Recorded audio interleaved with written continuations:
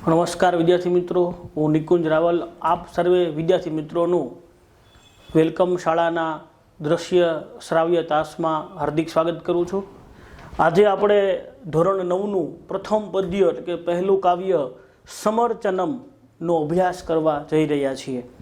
પહેલાં તો સમર્ચનમનો અર્થ સમજી લઈએ કે ભાઈ સમર્ચનમ એટલે પૂજન કરવું એવો સામાન્ય અર્થ છે, પણ એ સમર્ચનમ શબ્દની જો આપણે સંધિ વિગ્રહ કરીએ, એ શબ્દને છૂટા પાડીએ તો એમાંથી પહેલો શબ્દ મળશે સમ, જે ઉપસર્ગ છે। તો ઉપસર્ગ એટલે જે શબ્દની આગળ લાગે અને શબ્દના અર્થમાં પરિવર્તન લાવે એને ઉપસર્ગ કહેવામાં આવે છે। તો સંસ્કૃત વ્યાકરણની અંદર શ્રીમાન ભટ્ટોજી દીક્ષિત દ્વારા આવા 22 ઉપસર્ગોની રચના કરવામાં આવી છે કે જે શબ્દની આગળ લાગી ઉપસર્ગ, ઉપ એટલે આગળ, સર્ગ અર્થાત જોડાવું, શબ્દની આગળ જોડાઈને શબ્દના અર્થમાં પરિવર્તન લાવે એને ઉપસર્ગ કહેવાય છે। તો આમાં સમ છે એ ઉપસર્ગ છે। હવે તમને એમ થશે કે ભાઈ અહીંયા અર્ચનમ શબ્દ આવ્યો છે તો આ અ છે એ ક્યાં ગયો? તો અહીંયા આપણે જોઈ શકીએ છીએ કે સમર્ચનમમાં સમ શબ્દમાં જે મ છે, બરાબર, એ ખોડો બતાવ્યો છે, એટલે કે એ વ્યંજન છે અને પેલો અ છે એ સ્વર છે, એ વ્યંજન મ સાથે જોડાય અને આ રીતનું જે સ્વરૂપ બને છે સમર્ચનમ, એ આપણે જોઈ શકીએ છીએ। તો એમાં સમ છે એ ઉપસર્ગ છે। આ સમ શબ્દનો અર્થ થાય છે સાથે મળીને। સમ શબ્દનો અર્થ થાય છે સાથે મળીને, અને અર્ચનમ એટલે અર્ચન, પૂજન અથવા તો પ્રાર્થના। તો હવે આ શબ્દને સાથે જોડીએ કે સમ અર્ચનમ એટલે સાથે મળીને પૂજન કરીએ છીએ, એ પ્રકારનો અર્થ છે આપણને મળે છે। તો સમર્ચનમ એટલે સાથે મળીને પૂજન કરવું। આપણી સંસ્કૃતિ છે એ મંગલ આચરણમાં માને છે। તો આજે આપણે સંસ્કૃતના પાઠ્યપુસ્તકનું પહેલું કાવ્ય ભણી રહ્યા છીએ, એટલે કે તમે સંસ્કૃતના કોર્સમાં મંગલાચરણ પ્રારંભ કરી રહ્યા છો। આપણી હિન્દુ સંસ્કૃતિ પ્રમાણે, ભારતીય સંસ્કૃતિ પ્રમાણે કોઈ પણ કાર્યની શરૂઆત થાય તો એ કાર્યની શરૂઆત છે એ મંગલાચરણથી, એટલે કે મંગલ કાર્યક્રમથી થતી હોય છે। એટલા માટે જ આપણે દરેક કાર્યક્રમોમાં, દરેક પ્રસંગોમાં વિઘ્નહર્તા ગણેશને કે આદિદેવ શિવને પ્રાર્થના કરી અને કાર્યની શરૂઆત કરીએ છીએ।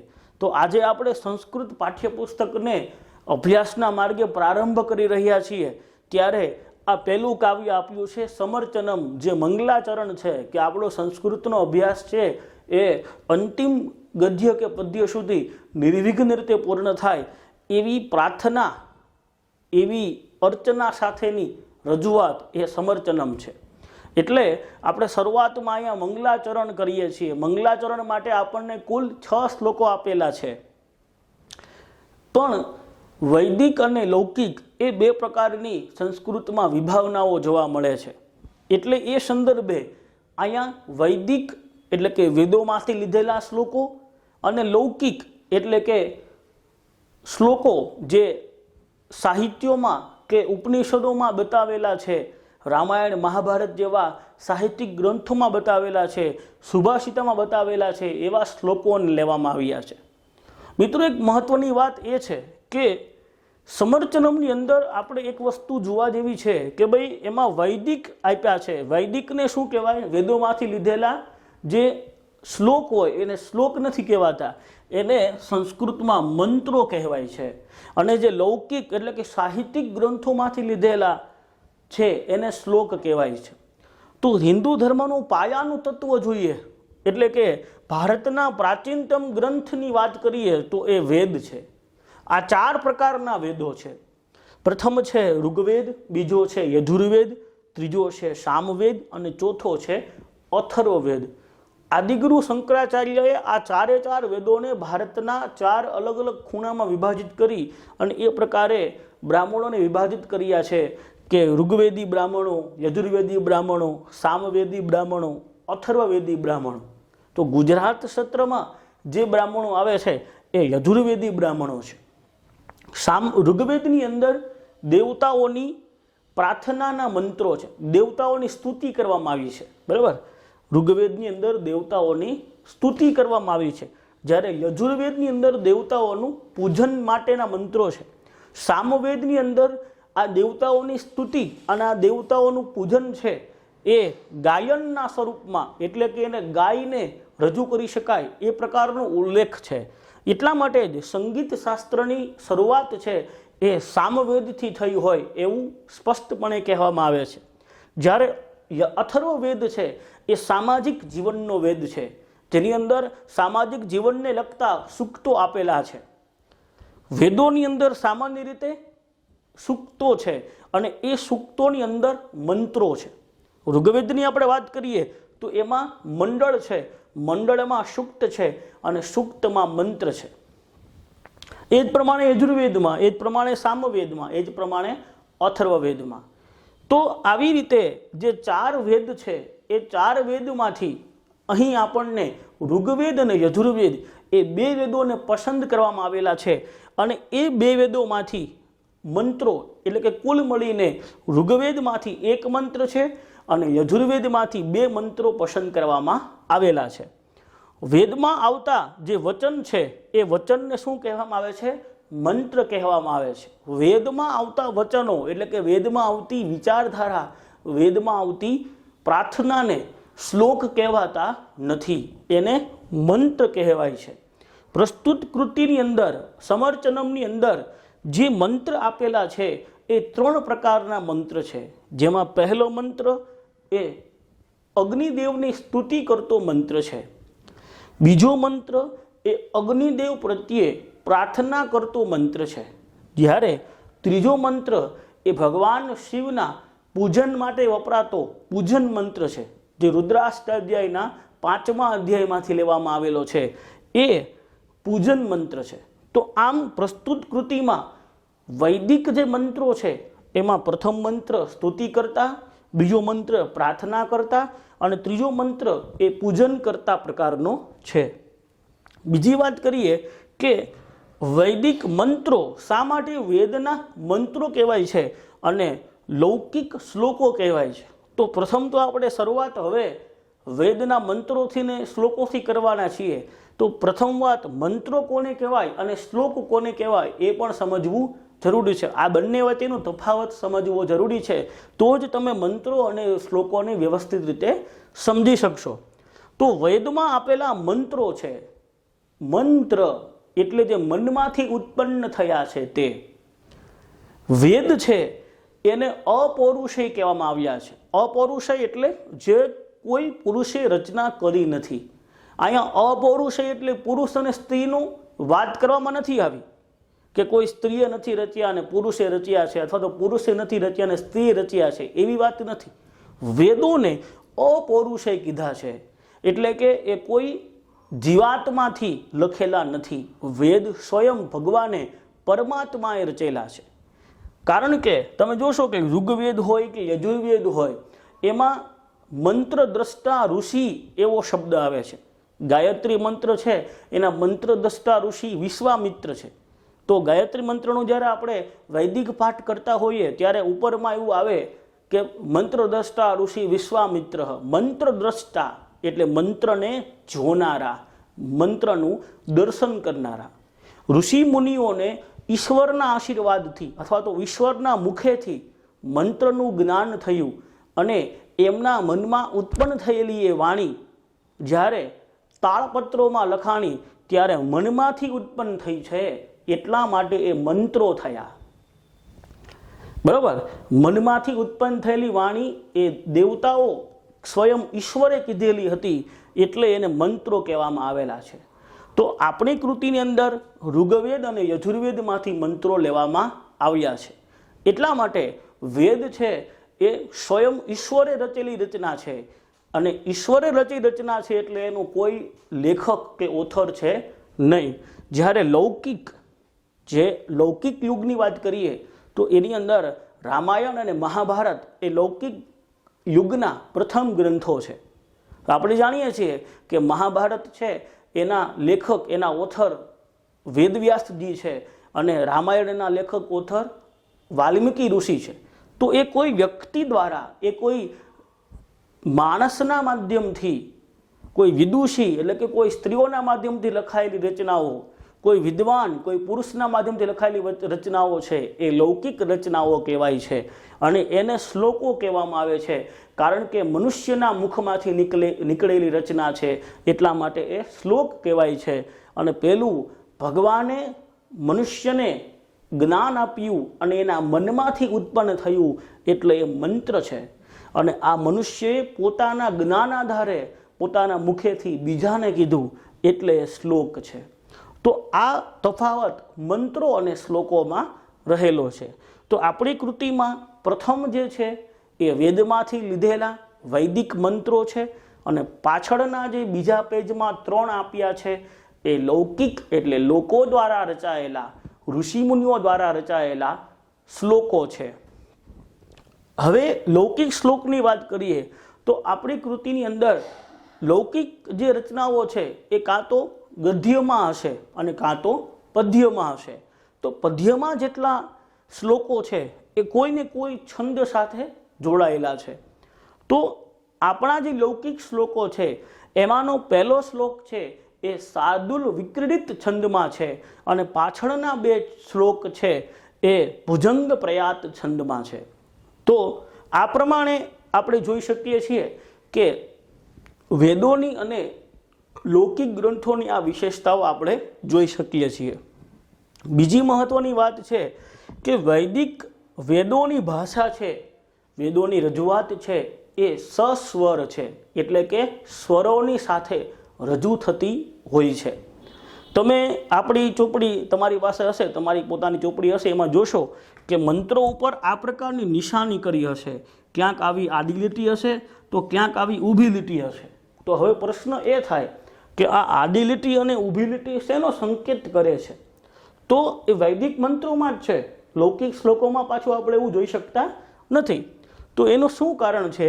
તો એનું કારણ એ છે કે વેદોની ભાષા છે એ સ્વર સાથે એટલે કે સ્વરોની સાથે રજૂ થતી હોય છે.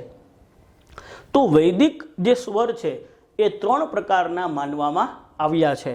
એમાં પહેલો સ્વર જેને કહેવામાં આવે છે એ ઉદ્દાત કહેવાય છે, બીજો સ્વર અનુદાત કહેવાય છે અને ત્રીજો સ્વર એ સ્વરિત કહેવાય છે. હવે ઉદ્દાત સ્વર એટલે શું? તો કે જે ઉદ્દાત સ્વર થોડો ઊંચેથી લયમાં ગાવાનો હોય, એટલે કે જેને બોલતી વખતે આપણા અવાજને થોડો ઊંચો એટલે કે મોટા અવાજ જેને ગાવાનું થાય, સાદી ભાષામાં કહીએ તો એ ઉદ્દાત સ્વર છે. એ પછી અનુદાત એટલે કે નીચા અવાજે, થોડા ધીમા અવાજે જેને લયમાં બોલવાનો થાય, એ નીચા અવાજે એટલે કે નીચા સૂરમાં, નીચા લયથી જે બોલાય છે એ અનુદાત સ્વર છે. ઉદ્દાત એટલે ઊંચું અને અનુદાત એટલે નીચું. હવે ઉદ્દાત અને અનુદાત બેયમાં જે વચ્ચેનું આવે છે એને કહેવામાં આવે છે સ્વરિત, એટલે કે જેને ઊંચા અવાજે નથી લયમાં ગાવાનું અને નીચા અવાજે પણ નથી ગાવાનું, મધ્યમ લયમાં જેને ગાઈ શકાય એને કહેવામાં આવે છે સ્વરિત.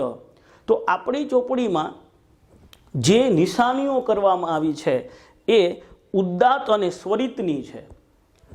ઘણીવાર વેદપાઠી બ્રાહ્મણોને તમે ક્યાંય જોયા હોય, ખાસ કરીને દ્વારકાની અંદર યજુર્વેદની એક પાઠશાળા આવેલી છે, તો ત્યાં શંકરાચાર્યનું પણ સ્થાન છે, મઠ છે. એમાં આપણે જોયું હશે કે જ્યારે બ્રાહ્મણો વૈદિક મંત્રોનું ઉચ્ચારણ કરતા હોય ત્યારે એની આ પ્રકારની નિશાની હોય છે. આમ એક હાથ ઊંચો જતો હોય અને એક હાથ નીચે જતો હોય. તો જે આચાર્ય પદે બેઠેલો બ્રાહ્મણ છે એ આ પ્રકારે નિશાની કરે એટલે બધાનો જે સામે બેઠેલા વિદ્યાર્થીગણ છે એનો એક સાથે અવાજ ઊંચા સૂરમાં, ઊંચા લયમાં ગવાતો હોય અને એની આવી નિશાની થાય એટલે બધાનો એક સાથે અવાજ છે એ મધ્યમ એટલે કે સમાન સ્વરમાં ગવાતો હોય. એટલા માટે આડી નિશાની જે છે એ ઊંચા સ્વરો માટે છે, બરાબર. અને ઊભી નિશાની જે છે એ મધ્યમ સ્વરો માટે. તો આ પ્રકારની નિશાનીઓ જે છે એ જોવા મળતી હોય છે. તો આમાં આપ્યું છે કે ભાઈ નીચેથી બોલવાનું હોય ત્યારે આડી નિશાની આપવામાં આવે અને મધ્યમ સ્વરમાં બોલવાનું હોય ત્યારે ઊભી નિશાની આપવામાં આવે છે. તો આ થઈ એની સામાન્ય માહિતી. અને હવે આપણે જે પ્રથમ મંત્રો છે એનો અભ્યાસ કરીશું। પહેલા મંત્રની અંદર અગ્નિને યજ્ઞનો મુખ્ય અધિષ્ઠાતા દેવ તરીકે પૂજવામાં આવ્યો છે। બીજા મંત્રની અંદર અગ્નિને સત્યનું પાલન કરતા દેવ માની અને અગ્નિના વ્રતોનું પાલન કરી અને અસત્યના માર્ગેથી સત્યના માર્ગે જવા માટેની પ્રાર્થના વેદ દ્રષ્ટા ઋષિ કરે છે। ત્રીજો જે મંત્ર છે એમાં વેદ દ્રષ્ટા એટલે કે વેદને જોનારા ઋષિ ભગવાન શિવનું અર્ચન પૂજન કરે છે। અત્રે ઉલ્લેખનીય બાબત એ છે કે વેદોની અંદર ક્યાંય ભગવાન શિવ કે ભગવાન વિષ્ણુ કે ભગવાન બ્રહ્માના સ્પષ્ટ સૂક્તો એટલે કે નામ સાથેના સૂક્તો નથી। એમાં રુદ્રદેવનો ઉલ્લેખ થયો છે, જેને લૌકિક સમયમાં આપણે શિવ તરીકે ઓળખીએ છીએ। તો ત્રીજો મંત્ર છે એમાં ભગવાન રુદ્રને પ્રાર્થના થઈ છે, ભગવાન શિવની અર્ચના થઈ છે। તો આ પ્રકારે પ્રથમ આપણે મંત્રો જોઈશું અને એ પછી આપણે શ્લોકોની માહિતી મેળવીશું। તો જે પહેલો મંત્ર છે એ ભગવાન અગ્નિદેવ માટે, અગ્નિનારાયણ માટે રચાયેલો છે, જેને આપણે વૈદિક પાઠાવલીમાં પ્રથમ સાંભળીશું, જેથી કરીને શ્લોક પૂર્તિમાં તમને યાદ રહી જાય। પછી આપણે એનો અન્વય એટલે કે ગોઠવણી સાથે અભ્યાસ કરીશું। ઉપર જે મંત્ર આપ્યો છે એ ગાયત્રી મંત્ર છે, જે સૂર્ય ભગવાનની પ્રાર્થના માટેનો છે, જે મંગલાચરણના સ્વરૂપે એટલે કે આપણું કાર્ય છે એ નિર્વિઘ્ન રીતે પૂર્ણ થાય એવી ભગવાન સૂર્યનારાયણને પ્રાર્થના કરી અને આ મંત્રોની શરૂઆત થઈ હોય એવું દર્શાવવામાં આવ્યું છે। તો દરેક વેદુ મંત્ર છે, વૈદિક મંત્રોનો એક નિયમ છે કે કોઈ પણ વૈદિક મંત્ર છે એની શરૂઆત છે એ ઓમકારના નાદ પછી થતી હોય છે। એટલે શરૂઆતમાં આમાં ઓમ આવશે। ઓમ અગ્નિમીડે પુરોહિતમ યજ્ઞસ્ય દેવમૃત્વિજમ હોતારમ રત્નધાતમમ। તો હમણાં ઉચ્ચારણમાં પણ તમે જોયું હશે કે જે નીચો સ્વર છે એમાં મારો સ્વર છે નીચો હતો। ઓમ અગ્નિમીડે પુરોહિતમ યજ્ઞસ્ય દેવમૃત્વિજમ હોતારમ રત્નધાતમમ। તો આ પ્રકારે એને ગાઈ શકવાનો સૂર છે।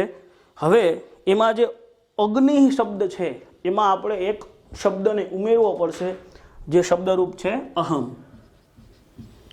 તો અહમ શબ્દ છે એક પ્રકારનું સર્વનામ છે જેનો અર્થ થાય છે હું।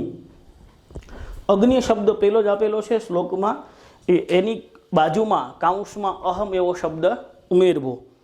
હવે બીજી વાત કે સંસ્કૃતના જેટલા પદ્ય રચનાઓ હોય છે એ અને સંસ્કૃતમાં જેટલી ગદ્ય રચનાઓ છે એટલે કે પાઠ સ્વરૂપની રચનાઓ છે એ બધાયમાં શબ્દરૂપો છે એ આડાઅવડા હોય છે। એનું કારણ એ છે કે ગુજરાતીની અંદર આપણે જઈએ ત્યારે એમાં પદક્રમ એ પ્રકારનો એક વિભાગ, એક વ્યાકરણ મુદ્દો આવે છે કે જેમાં પદક્રમ એટલે પહેલો શબ્દ છે એ કર્તા સ્વરૂપ હોવો જોઈએ, બીજો શબ્દ એ કર્મ સ્વરૂપ હોવો જોઈએ અને ત્રીજો શબ્દ ક્રિયાપદના સ્વરૂપમાં હોવો જોઈએ। આમ કર્તા, કર્મ અને ક્રિયાપદ આ ત્રણેય ક્રમમાં જ આવે એને પદક્રમ કહેવાય છે, જેથી ભાષાંતર છે, જેથી એનો અર્થ છે એ સરળતાથી નીકળી શકે। પણ આ પ્રકારનો પદક્રમ છે એ હિન્દીમાં જોવા મળે છે, ગુજરાતીમાં જોવા મળે છે, પણ આ બેય ભાષાઓની જનની માતા એવી સંસ્કૃતમાં જોવા મળતો નથી। એટલા માટે સંસ્કૃતમાં જે કાંઈ શબ્દાવલી હોય છે એ આડાઅવળા સ્વરૂપમાં હોય છે, કારણ કે કાં તો એ લયબદ્ધ હોય કાં તો એ છંદબદ્ધ હોય, એટલે શબ્દો આડાઅવળા હોય છે। અને ત્યારે આપણે એને ગુજરાતીમાં ભાષાંતર કરતા હોઈએ ત્યારે આપણે ગુજરાતીના નિયમને અનુસરવું પડે, એટલા માટે એને શબ્દોને ગોઠવવા પડે, જેને અન્વય કહેવામાં આવે છે। ઘણા વખતે આપણે નવનીતમાં જોયું હશે કે કોઈ પણ શબ્દનું ભાષાંતર ઓલા શ્લોકનું ભાષાંતર લખ્યું હોય એના પછી નીચે અન્વય લખ્યો હોય, એ અન્વય એ પદક્રમ છે, શબ્દોને ક્રમમાં ગોઠવવાની પ્રવૃત્તિ, જેને અન્વય યાને કે જોડાણ કહેવામાં આવે છે। તો અહીંયા પણ શબ્દો આડાઅવળા છે, માટે પહેલાં આપણે એને ગોઠવવા પડશે। એમાં પહેલો શબ્દ થશે યજ્ઞસ્ય, બીજો શબ્દ પુરોહિતમ, ત્રીજો દેવમ અને ચોથો ઋત્વિજમ। આમાં સંધિ છૂટી પડે છે કારણ કે દેવમ વત્તા ઋત્વિજમ એવી સંધિ થાય છે।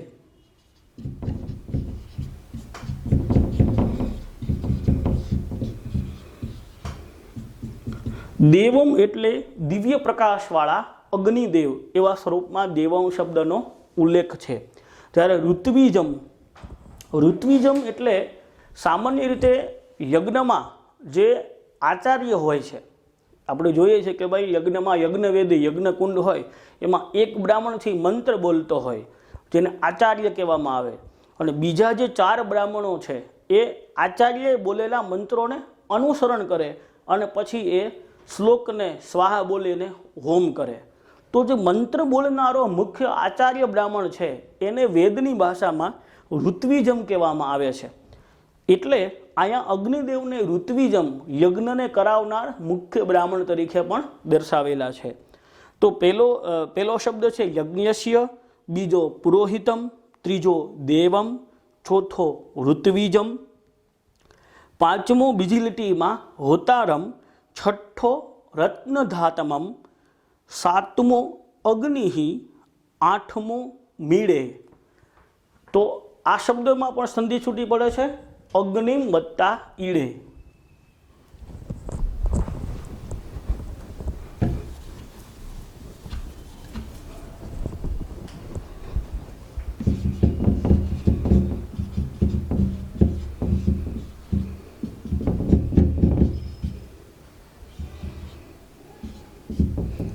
અગ્નિમ એટલે અગ્નિને અહીંયા મ પ્રત્યેથી દ્વિતીય વિભક્તિનો ઉલ્લેખ છે, તેને ગુજરાતીમાં ને પ્રત્યય થાય એટલે એનો અર્થ થાય અગ્નિને.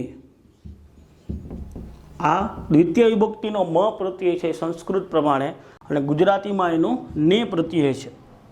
પછી ઈડે, એમાં આ જે વર્ડ છે આ અળ, જેને લૌકિક સંસ્કૃતમાં ડે અર્થથી એટલે કે ઈડે એવા અર્થથી સમજવામાં આવે છે, જે તમારા શબ્દાર્થમાં પણ ચોપડીમાં આપેલું છે 3જા પેજ ઉપર. તો આ ઈડે શબ્દ છે એમાં જે આ ડ વર્ણ છે, જે આવા આંથડા, ઊંડા આંથડા જેવો દેખાય છે, એ માત્ર વૈદિક છે. એટલે કે વૈદિક મંત્રોમાં જ એનો ઉપયોગ થાય છે, લૌકિક શ્લોકોમાં એનો ક્યાંય ઉપયોગ થતો નથી. પણ એનો અર્થ અહીંયા એવો કરવામાં આવે છે કે સ્તુતિ કરવી અથવા તો સ્તુતિ કરું છું. તો ઈડે એટલે સ્તુતિ કરવું અથવા તો સ્તુતિ કરે છે. આપણે એ અગાઉ જોયું હતું કે ભાઈ અહીંયા અહમ શબ્દ આપણે મૂક્યો હતો કે અહમ અગ્નિમ ઈડે હે, હું અગ્નિ દેવતાની સ્તુતિ કરું છું, એવો એનો ભાષાંતર અર્થ થઈ શકે. તો એકંદરે આપણે ટોટલ 8 શબ્દો આમાં જોયા. હવે પેલા શબ્દથી એની સમજૂતી લઈએ તો પેલો શબ્દ છે યજ્ઞસ્ય. યજ્ઞસ્ય એમાં સ્ય પ્રત્યય છે ષષ્ઠી વિભક્તિ, છઠ્ઠી વિભક્તિ, જેને ગુજરાતીમાં સંબંધ વિભક્તિ કહેવામાં આવે છે, જેનો ગુજરાતીમાં નો, ની, નું, ના એવા પ્રત્યયો ધરાવે છે, જ્યારે સંસ્કૃતમાં એ સ્ય પ્રત્યય ધરાવે છે. તો એનું ભાષાંતર અર્થ એવો થાય યજ્ઞસ્ય એટલે યજ્ઞના, પુરોહિતમ, પુરોહિત, પુરોહિત ગણાની સરનેમ આપણે જોઈએ છે. તો એ પુરોહિત એવા કોઈ સરનેમ ધરાવનારા વ્યક્તિની વાત અહીંયા કરવામાં નથી આવતી, પણ પુરોહિત એને કહેવામાં આવે જે કુલગુરુ હોય, કુળના મુખ્ય બ્રાહ્મણ, જેને આપણે સાદી ભાષામાં ગોર કહીએ છીએ. એ ગોર એટલે કે બ્રાહ્મણ. દરેક ઘરમાં કોઈ એક સ્પેશિયલ ગોર હોય, કોઈ એક સ્પેશિયલ બ્રાહ્મણ હોય, કે આપણે કોઈ પણ ધાર્મિક વિધિ કરવાની હોય ત્યારે એ બ્રાહ્મણને જ બોલાવીએ છીએ, જેને કુલગુરુ કહેવાના આવે, જેને કુળના મુખ્ય બ્રાહ્મણ તરીકે નક્કી કરેલા હોય એને પુરોહિત કહેવાય. આવું આપણે રામાયણ અને મહાભારતની સિરિયલમાં પણ જોયું હશે કે કુલગુરુ કૃપાચાર્ય, બરાબર, એ પ્રમાણે કુલગુરુ વશિષ્ઠ, રામાયણમાં આવું ઉલ્લેખ આવે છે. તો કૃપાચાર્ય છે એ કુરુ વંશના મુખ્ય બ્રાહ્મણ હતા. એટલે કુરુવંશને કોઈ પણ વિધિ કરવાની હોય, કોઈ પણ ધાર્મિક કાર્ય કરવાનું હોય તો એ કૃપાચાર્યને જ બોલાવે, એના કુળના બ્રાહ્મણને જ બોલાવે. એટલા માટે એને કુલગુરુ કહેવામાં આવ્યા છે. તો કુલગુરુનો અર્થ થાય છે પુરોહિતમ. યજ્ઞસ્ય પુરોહિતમ, અગ્નિને યજ્ઞનો પુરોહિત કીધો છે, યજ્ઞનો મુખ્ય બ્રાહ્મણ કીધો છે. એનું કારણ એ છે કે આપણે સામાન્ય રીતે સમજી શકીએ, કોઈ પણ યજ્ઞ કરવાનો હોય તો અગ્નિ હોય, અગ્નિની હાજરી હોય તો જ એ યજ્ઞ સંપન્ન થાય. અગ્નિ વગર એ યજ્ઞ સંપન્ન થતો નથી. કારણ કે વેદોની અંદર અગ્નિને દેવતાઓનું મુખ કીધો છે. એટલા માટે કે કોઈ પણ દેવતાના મંત્રને જ્યારે બોલવામાં આવે અને એ અગ્નિની અંદર સ્વાહા કરી અને હોમ કરવામાં આવે ત્યારે એ મંત્ર જે દેવતાનો હોય એ દેવતાને શક્તિ પ્રદાન કરવાનું કાર્ય અગ્નિ કરે છે. કારણ કે દેવતાઓનો ખોરાક કયો છે? આપણે કરેલા હોમ હવન, અને એ હોમ હવનમાં થતા મંત્રનું ગાન કરવું અથવા તો મંત્રને હોમવો એ દેવતાઓનો ખોરાક છે, એ દેવતાઓની શક્તિ છે. તો અગ્નિ છે એ દેવતાઓનું મુખ છે. સાદી રીતે કહીએ તો અગ્નિ છે એ ખરા અર્થમાં દેવતાઓનો ટપાલી છે. એટલે આપણે જે ભગવાનને મેસેજ આપીએ છીએ એ મેસેન્જર તરીકે ભગવાન પાસે, જે તે દેવ પાસે અગ્નિ લઈ જાય છે. એટલે અગ્નિ છે યજ્ઞનો મુખ્ય બ્રાહ્મણ છે. જો એ ન હોય તો યજ્ઞ થઈ શકે નહીં. એટલા માટે યજ્ઞસ્ય, યજ્ઞના પુરોહિતમ, પુરોહિત કહ્યા છે અગ્નિનારાયણને. એના પછી ત્રીજો શબ્દ છે દેવમ. દેવમ મેં અગાઉ વાત કરી તે પ્રમાણે કે યજ્ઞના કુલગુરુ, દિવ્ય પ્રકાશવાળા દેવ. દેવમ એટલે એ અર્થ છે શબ્દનો કે દિવ્ય પ્રકાશવાળા દેવ. અગ્નિ છે એ દિવ્ય પ્રકાશને આપનારા દેવ છે. કારણ કે અગ્નિ એ પ્રકાશ ઉત્પન્ન કરે છે અને એ પ્રકાશને કારણે અંધકાર છે દૂર થાય છે. એટલા માટે અગ્નિને પ્રકાશમય દેવ તરીકે ઓળખવામાં આવ્યા છે. વૈદિક પ્રમાણે આવા બે દેવ છે, એક છે સૂર્યદેવ અને બીજા છે અગ્નિદેવ. આ બંને દેવો દિવ્ય પ્રકાશ માટે જાણીતા છે. તો અહીંયા દેવમ શબ્દથી દિવ્ય પ્રકાશવાળા દેવ એવો અર્થ મળે છે. ચોથો શબ્દ છે ઋત્વિજમ. મેં અગાઉ વાત કરી હતી કે ઋત્વિજમ એટલે જે મુખ્ય બ્રાહ્મણ છે, જેને આપણે આચાર્ય બ્રાહ્મણ કહીએ છીએ, જે મંત્રોને બોલનારા છે, અને બીજા બ્રાહ્મણો એ મંત્રોને અનુસરનારા છે. એ જે મુખ્ય આચાર્ય તરીકે જેનું પદ છે એવા બ્રાહ્મણને ઋત્વિજમ કહેવામાં આવે છે. કારણ કે સામાન્ય રીતે કોઈ પણ યજ્ઞ છે એ 5 બ્રાહ્મણોથી જ સંપન્ન થાય. કેમ કે એક બ્રાહ્મણ છે એ આચાર્ય પદે હોય છે, જે મંત્રોનું, શ્લોકોનું ગાન કરે છે, કર્મકાંડની વિધિને અનુસરવાનું કાર્ય કરે છે.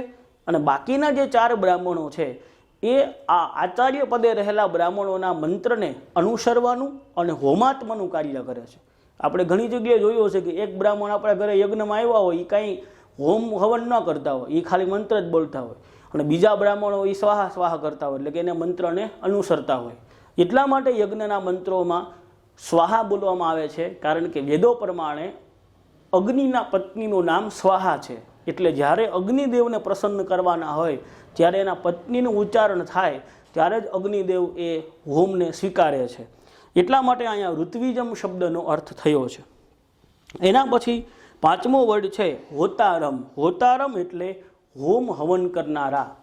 તો એક બ્રાહ્મણ છે ઋત્વિજમ છે, જે મંત્રોને બોલનારા છે, અને બાકીના જે બ્રાહ્મણો છે એનું માત્ર કાર્ય શું છે? હોમ કરવાનું છે. એટલે પેલા બ્રાહ્મણ જે મંત્ર બોલે અને આ 4 બ્રાહ્મણો માત્ર સ્વાહ કરીને હોમ કરે છે. તો જે હોમ કરે છે એ બ્રાહ્મણોને હોતારમ કહેવામાં આવ્યા છે.